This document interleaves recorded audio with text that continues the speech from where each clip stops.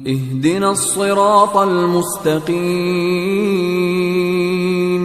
الحمدللہ رب العالمین والصلاة والسلام علی رسولہ الکریم، اما بعد۔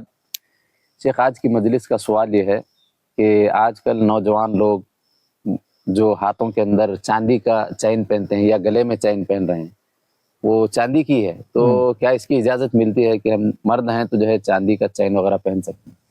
بسم اللہ الرحمن الرحیم، الحمدللہ رب العالمین والصلاة والسلام علی رسولہ الکریم، اما بعد۔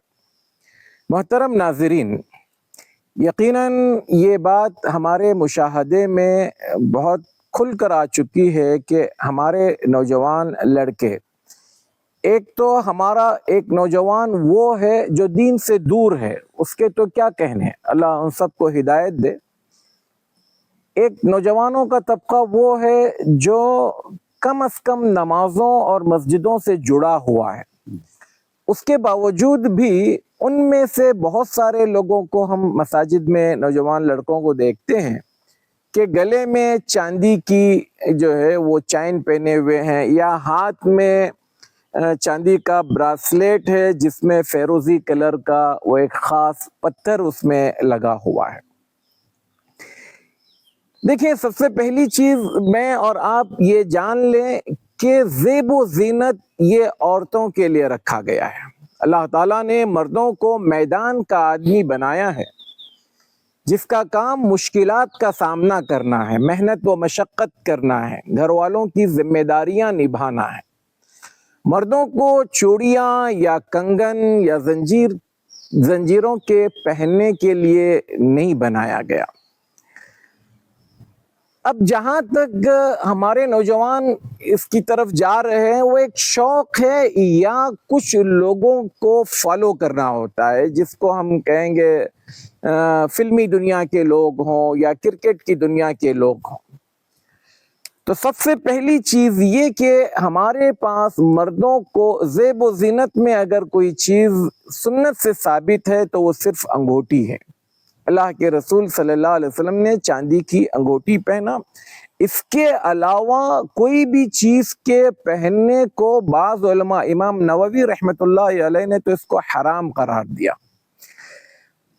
اب جو لوگ یہ براسلیٹ یا زنجیر چاندی کی پہنتے ہیں، اس کی قباحت اگر ہم یہ کہیں کہ یہ کیوں اسلامی نقطہ نظر سے صحیح نہیں ہے، تو اس کے دلیل میں یہ بات پیش کی گئی، لعن رسول اللہ صلی اللہ علیہ وسلم المتشبہین من الرجال بالنساء والمتشبہات من النساء بالرجال۔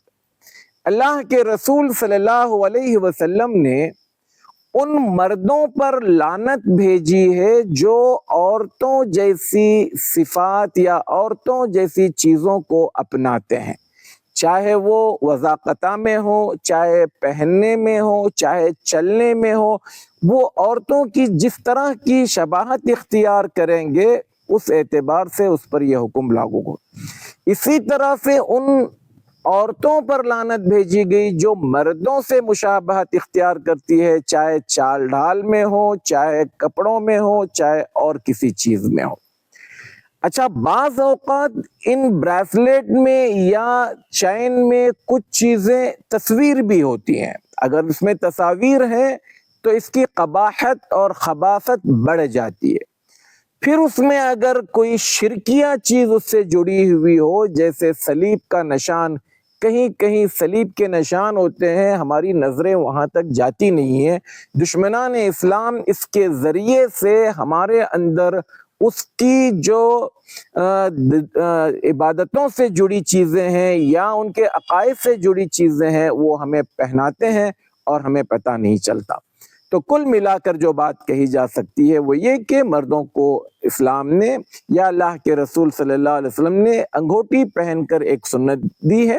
اس کے علاوہ اور کوئی چیز پہنی جا سکتی ہے تو وہ گھڑی ہے، جس کا استعمال وہ انسان اگر کر لے تو کوئی حرج نہیں ہے، لیکن سونے چاندی کی یا کسی اور دھات کی اس طرح کی چیزیں پہننا یہ صحیح نہیں ہے۔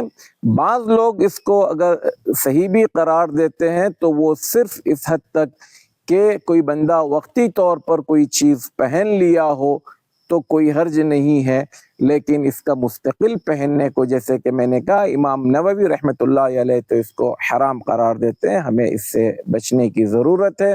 اللہ تبارک و تعالی ہمیں کہنے اور سننے سے زیادہ عمل کی توفیق عطا فرمائے۔ السلام علیکم ورحمۃ اللہ وبرکاتہ۔